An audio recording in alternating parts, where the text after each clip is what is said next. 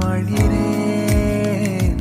கண்ணாடியாய் பிறந்தே காண்கின்ற எல்லாமும் நானாகிறேன்.